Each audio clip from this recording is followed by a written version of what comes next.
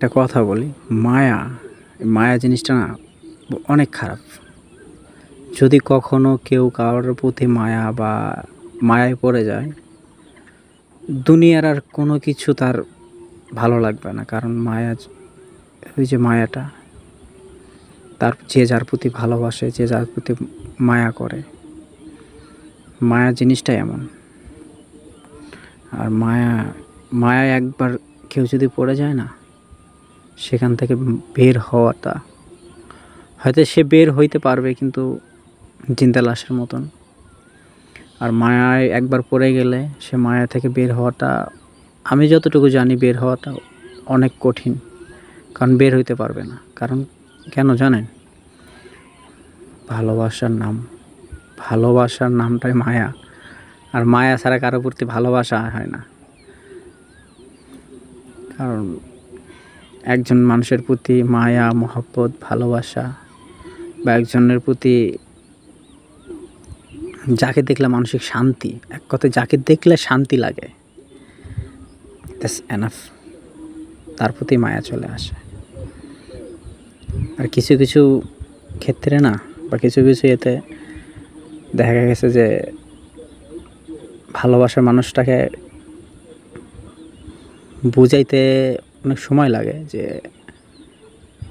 বা যে আমি তোমার ভালোবাসি, বা একটা ছেলে একটা মেয়ের প্রতি যখন মায়ায় পড়ে যায়, বা একটা মেয়ে একটা ছেলের প্রতি যখন মায়ায় পড়ে যায়, তখন হয়তো তাদের প্রপোজ করতে, বা তাদের এই যে একটা ডিফারেন্স, যে একটা সময়টা, এই সময়টা না তাদের মাঝে অস্থিরতা কাজ করে, যে এই মানুষটাকে যে অন্য কেউ যদি প্রপোজ করে, বা অন্য কেউ যদি নিয়ে যায়। তো আমি একটা কথাই বলি, যে যারে ভালোবাসেন সোজা বলে দিবেন যে আমি তোমারে ভালোবাসি। এরপরে বাকিটা আল্লাহর উপর ছেড়ে দেন। কারণ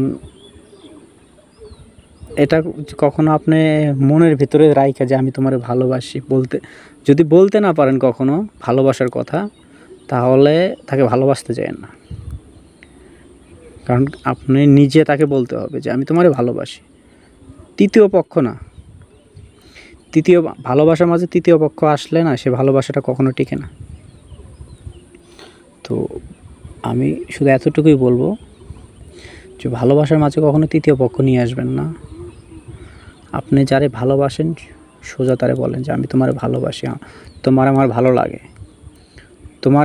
লাগে, তোমারে ছাড়া আমার এই দুনিয়ায় আর কিছু ভালো লাগে না। সোজা বলে দিন, দেখবেন যে সে যদি আপনারা পছন্দ করে, বা সে যদি আপনারা ভালোবাসে, অবশ্যই সে বলে দিবে হ্যাঁ আমিও তোমায় ভালোবাসি। হয়তো একটু মেয়েরা একটু যে সহজে বলতে চায় না যে আমি তোমারে ভালোবাসি, বা আমি তোমারে চাই, সহজে বলতে চায় না। কিন্তু ভাই একটু ট্রাই করেন, বা একটু করেন, পেয়ে যাবেন। কারণ আমার ভালোবাসার গল্পটা এমনই ছিল। বা কখনো সময় পেলে বলবো আমার ভালোবাসার গল্প, আমার প্রিয় মানুষটাকে নিয়ে। সারা জীবন বললেও মনে হয় শেষ হবে না। আমার প্রিয় মানুষটাকে নিয়ে, আমার প্রিয় মানুষটাকে যে আমি এতটা ভালোবাসি, এতটা চাই, অনেক ভালোবাসি আমার প্রিয় মানুষটাকে, যে ভালোবাসা কখনো ফুরাবে না। কারণ আমার মানসিক শান্তি হলো আমার প্রিয় মানুষ। আমার মানসিক শান্তি আমার প্রিয় মানুষ। আমার মানসিকভাবে শান্তি, যে ভালোবাসার মাঝে মানসিক শান্তি আছে, এটাই হলো সবচেয়ে শ্রেষ্ঠ ভালোবাসা। যে ভালোবাসার মাঝে মানসিক শান্তি নাই, সেটা তো ভালোবাসা না।